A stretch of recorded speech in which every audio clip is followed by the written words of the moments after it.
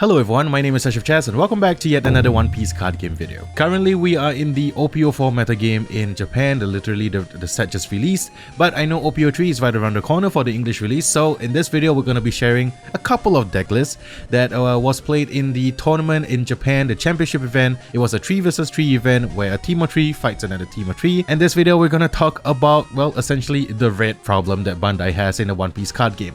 I'm going to be sharing with you 4 different leaders and some of the similar deck lists that these leaders run. It's Zorro, Law, and Whitebeard, and Ace. And you can take a look at the deck list of the winning teams and hopefully try it out once OP-03 rolls around the corner for the English release. So now we're just going to talk about some red deck lists that has been topping events in Japan so I can share them with you and you can try it out for yourself. Now, since we always talk about One Piece cards, I want to thank the sponsor of today's video, Card Mafia. These are the One Piece playing cards from Card Mafia and they are absolutely insane. There's 9 different decks in total, each featuring a member of the Straw Hat crew. So you got Luffy, Zoro, Nami, Usopp, Sanji, Chopper, Nico Robin, Frankie, and Brook. Sorry Jinbei, you'll get one soon hopefully. Now each playing card deck features a finely embossed tuck case with One Piece artwork and fully redesigned suits for their cards. I especially love how the Ace cards look like for each of these, featuring the Straw Hat's Jolly Roger motifs. Now these are super high quality playing cards and they are officially licensed by Toei Animations as well. Now these cards are available to be bought individually, but Card Mafia has a limited edition bundle that includes the entire set that you can purchase as well. So if you want to spice up your next Poké Night and make your fellow Nakamas a little jealous, these playing cards by Card Mafia are an absolutely must buy. You can use my affiliate link in the description below to purchase these One Piece playing cards and make your friends a little jealous, huh? If you're a true One Piece fan, you cannot miss out on this. Thank you Card Mafia for sponsoring today's video and get your One Piece playing cards today. So I just want to preface this that this is from the Championship 2023 3-on-3 Spring event that happened in Japan. There is a live stream on the official One Piece card game YouTube channel, so you can check it out if you want to watch the matches. The top 2 teams were all red decks essentially. Well, with the exception of one of them who was using red-green Law, so there is a splash of green in there. But essentially it's Zorro, red-green Law, and then Whitebeard for the winning team. And the runner-up team was Zorro, and then you have Ace, and then you have Whitebeard. But we're going to talk about the decks today and kind of break down the key pieces of each of the red decks that you can use for the OP-03 metagame. Okay, so get ready. So first of all, Zorro, boogeyman of the format. It's one of the best leaders right now. It's just really efficient. Don 1, give everything plus 1000. It makes your 1-cost searches become like potential attackers as well, because with only 1 Dawn, you're boosting out your Buggy the Clown, your Dadan into 4k, and you just put another Dawn in it and it can attack. So it's really, really powerful. So first of all, this is a more Whitebeard focused Zorro list. It has Izzo to search for your Whitebeard Pirates card, and it has Buggy to search for, well, essentially the rest of the red events, because they are really important, especially in the late game.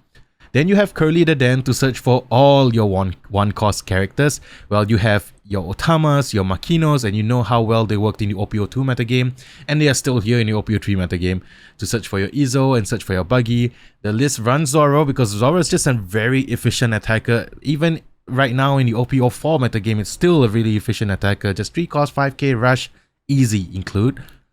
Now, because it's using Izzo as your main searcher, it's running the Diamond Jozu instead for the 2k counter. No, you cannot use it as a rush card at the end, I believe, because it's not, your leader is not a Whitebeard Pirates card, but it's still a 2k counter and it's still a body if you need to put it down. But most of the time, you're just using it as a 2k counter that is searchable by Izzo. And the 2 key cards, and I don't say this lightly, the 2 key cards in that format, in the OP-03 format, for all of the decks that I'm going to show you today, is essentially the 4-cost Marco the Phoenix blocker from OP-02 and the 5-cost Marco the Phoenix attacker or character card from OP-03, the super rare. These 2 cards alone are so powerful that, you know, if you're playing red, you don't leave home without them. This Marco the Phoenix blocker can protect you from in the late game when you are closing out the game, when you're down to like the 1-0 life. You can protect yourself similar to how Whitebeard does it in the OP-02 metagame. And of course, Marco the Phoenix, you can pair it with Otama to reduce something by 2000. Reduce something by, like opposing Zorros, you can reduce them by 2k and then pop it with Marco the Phoenix, just straight really powerful. And of course, this list, it's kind of interchangeable. There's a few versions that run the 9-cost Whitebeard instead, but this list opted to run a 5-cost 7000 King Dew just as a big body to kind of close out the game if you need to. If you don't have Marco the Phoenix, then King Dew is a very decent play as well to kind of have pressure on the board for your opponent. This deck is just very aggressive when I attack into your opponent as fast as possible, or at least with big attacks that your opponent will find it hard to counter from. Not only with your 5-cost, 3-cost, and 5-cost attackers, but your 1-cost attackers and your curl leader then can get busy as well and attack efficiently, forcing out counters in the early game. On turn 2, if you played out a Buggy on turn 1, if you're going first, on turn 2, you put a Dawn on Zorro, you put a Dawn on Buggy, you swing it for like 5 and 6k.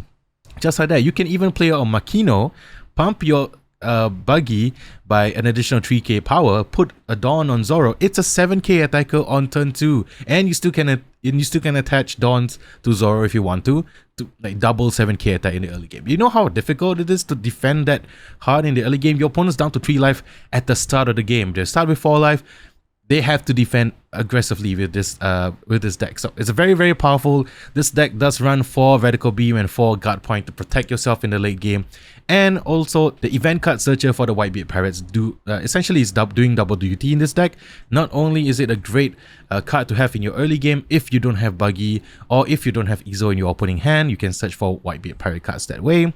You can discard them to Marco the Phoenix's ability, both of them. So for the 4-cost Marco the Phoenix, you discard a Whitebeard Pirates card on KO and then you can bring it back. On KO for this one, you discard a Vid event card. So this, you can discard the Whitebeard Pirate Searcher and bring your Marco the Phoenixes back. So essentially in this deck, early game, you got aggression in the 1-cost slot, and then you are playing your Marco the Phoenix, which is a very difficult card to get rid of. And then you're just putting pressure that way, and then eventually you close out the game with just a lot of different attacks coming from your 1-cost characters, from the Marco the Phoenix, from your Red Zorro, King Dew, and your leader themselves. So yeah, this is a very solid Zorro list. I have tried this out for myself. It's really fun. It's really efficient. That's the key thing about this deck. It's really efficient, and you should try it out for yourself. It's really great. So let's just jump into this Zorro list right here. This is from the runner-up team, and you can see from the Zorro list that we talked about before, and this one, there's like only like a minute differences. Yes, your events are mostly the same. It's just running 3 of the Whitebeard Pirate Searcher, but this list runs the Gordon. If you want to get rid of characters like, for example, like Big Mom, you can always attack into it, or you just ignore it altogether. But you can use it as a removal alongside the 9-cost Whitebeard. With the static effect Dawn 2, attack, KO something that's 3000 power or less. You can use it to get in combination with Gordon to get rid of opposing Marco the Phoenixes, especially the blocker, before your opponent can block into it. You can destroy it just like that. Also works alongside Otama. So yeah, these two versions, best way to put it is like same but different. So you can use it if you like playing the 9-cost Whitebeard. Try this list out. If you like playing a more King Dew version, you can play the other list as well. But these two Zorro lists, definitely very strong, definitely catered towards addressing all the problems in the metagame. And if you are not prepared to fight this list, then you better play the list. So just get ready to see a lot of this particular list in your OP-03 metagame. So Martial D Teach is 4-cost 6000 power. When attacking, you may trash one of your raid characters with 4000 power or more, draw a card, then this character gains 1000 power during this battle. You can pump up your Buggy the Clown with Zorro's ability, Zorro Leader ability, make it 4k, put a Dawn on it, make it 5k, attack it to your opponent, and then pop the Buggy the Clown for Martial D Teach, or Izo or the Dan, and then you get a card draw. This is great for refilling your hand if you need to, if you want to extend your plays, draw into a Searcher, play out the Searcher, continue your plays then, and it gets additional 1000 power. So Martial D Teach was a sleeper hit that came into fruition around the start of OP-03 metagame, fell off a little bit, and then it came back in the end of OP-03 metagame. So very good card. If you're playing Play Zorro, consider this card as well. I kind of ramble on a little bit on this one, but we're going to talk about the next one, which is for Trafalgar Law lovers out there. It's Red Green Law. This is also part of the winning team. and you can see kind of not, you know, not super different, but law usually plays out in a different way. You want to flood the board with your efficient, low-costed characters. You got your Bonnie Searcher, because this deck is sort of like Straw Hat slash Worst Generation Pirate. So if you're playing Law, you are familiar with these types of archetypes already. So Nami searches out for your Brook, for your 2k counter, and the fact that you can give Dawns to your characters, or your leader, your Choppers, your Zorros, not only the 3-cost Zorro but 4-cost Zorros, and then Bonnie searches for, you know, everything else that's in the Worst Generation. And of course, Dadan searches out for your 1-cost stuff, including Chopper as well. Of course, you can search for Bonnie that way, but Makino, key suspect, you can use it to pump a Nami to attack, and then use Law's ability to bring it back as a 2k counter, or you can use it again if you want to. Killer for the blocker, and then this deck actually runs the, you know, standard stuff, the 5-cost Law from OP-01 for your room shambles things, but it's the V-Stand Law variant. So you are using this to get multiple attacks with your Zorros, with your, you know, blocker Law. You can attack with your blocker Law, play the V-Stand Law, V-Stand your blocker Law, and then you can keep it up for a blocker or attack once again. And of course, multiple attacks with Basil Hawkins is really, really efficient. This deck is just a really well-oiled machine, but you do need to kind of practice with it and know your lines when you're playing against certain decks. And you have protection with, you know, Radical Beat. Not a lot of removal, but you can use Otama to reduce your opponent's characters by 2k and then attack into them if you want to.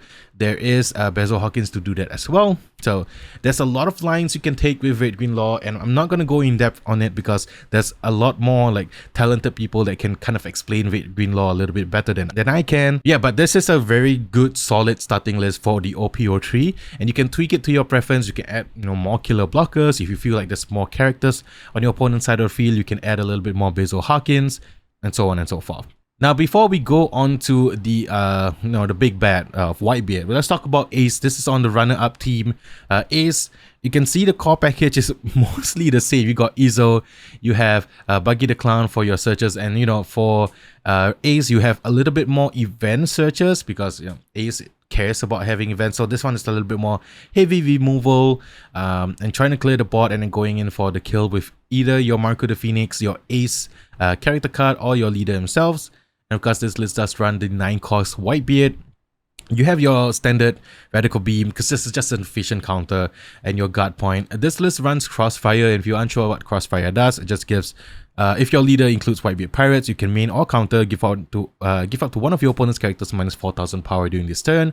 You can use this, okay, hypothetical scenario, if you're fighting like a Katakuri or a Big Mom player, they play the 10-cost Big Mom, that's a 12k body on the field. Crossfire, reduce it by 4k, that's 8k. Flame Emperor, you KO that, your leader gets a boost in power and then double attack. So that's an efficient way to get rid of it if you need to. Then there's also, you know, a combination of Crossfire, Otama with Jet Pistol to get rid of, you know, mostly everything in the metagame right now, for the OP-03 metagame. And he runs a singleton of Fire Fist, of Red Hawk, so you can put it if you want. You can tweak this list to how you want to do it. The great thing about using Ace as a Whitebeard leader is that you grant a rush to your Diamond Jozu if you need to, and usually you try to save your Ace character cards for the late game unless you are intending to remove something. But you are dropping down your Marco the Phoenix and you're dropping down your 9-cost Whitebeard, trying to control the board and kind of put pressure into your opponent that way, and then you drop down Ace for the last minute push, and, you know, that's the way you win with this Ace deck. Essentially, there's just so many different variations of Ace that I cannot run through all of them with you all, but maybe we'll make a dedicated Ace video one day if you guys want to, and just talk about the different variations that Ace can play. But Ace, just, you know, some lists, now this list doesn't even run Fire Fist. You can run Fire Fist if you want. I think it's a really good efficient removal if you're expecting a lot of yellow. Fire Fist is a great way to get rid of not only the 5,000 powered characters. You can get rid of a Pudding Searcher. You can get rid of some of their blockers like the Brulee. So great card to have. It's very efficient 2-for-1 removal. And yeah, this is the Ace list. But now let's talk about the last boogeyman of the format. Even with the bannings of Moby Dick, Whitebeard still reigns supreme, and now they're kind of offsetting the boost in power for the Moby Dick that Moby Dick provided in OP-02 by just playing big vanillas like King Dew and Thatch. 5 cost 7,000, 6 cost 8,000. Just difficult to remove bodies because you have a lot of like 1 cost efficient removal. You got your Diamond Jozu to protect as well. And then you just use them to pressure. With your Whitebeard at 6,000, you can attack for 7k easily using your King Dew, using your Thatch, and then your 9 cost Oyaji, you can attack with them. And then of course, keeping Ace for that last minute push, keeping your Marco the Phoenix alive by discarding the Whitebeard Pirate Searcher event card and just going for the kill that way. And Whitebeard is just really strong as well. You do need to kind of learn how to take a hit and protect yourself at the late game, because all you need to know about Whitebeard is that once you're at 0 life, you're protecting, you're leaving Dawn open for all of the counters in the world. But if you win, it doesn't matter because you still win. And then if you take a look at this other Whitebeard list, it's kind of similar. You got your Ezo Searcher, you got Diamond Jozu, you got look at all the Marco the Phoenix, except for the Law list that doesn't run Marco the Phoenix, but every single deck other than that has Marco the Phoenix, both OP-01 and OP-03, sorry, OP-02 and OP-03. And yeah, you can see that this list does run that 1 singleton copy of Fire Fist. If you need to, you can. But yeah, same old, you got your King Dew and Thatch as your big vanillas, just trying to pressure the board that way, pressure your opponent with the 9 cost Whitebeard, with your Marco the Phoenix, and then saving Ace for the end, or Diamond Jozu for that last 1 attack. It will lead to a lot of grindy games for sure, especially when it's a mirror, like a Whitebeard mirror. So you do have to practice the matchup. You do have to know what you're doing against these red decks. But if you're planning to play competitively, I'm sorry, OP-03 metagame, it is all about red. You can still play yellow. I played Katakuri for literally the whole of OP-03 metagame. I loved it. But sometimes you just lose to red and it feels bad, but hopefully OP-04 changes things, right?